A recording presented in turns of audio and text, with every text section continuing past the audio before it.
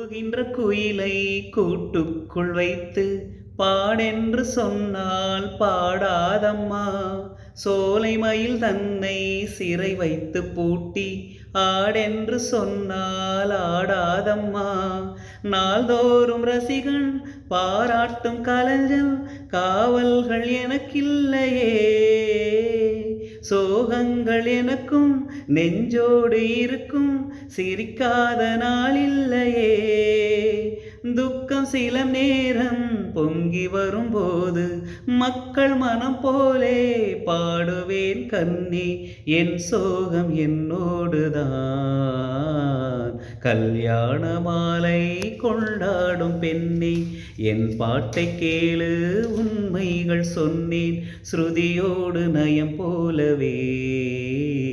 இணையாகும் துணையாகும் சம்சார சங்கீதமே.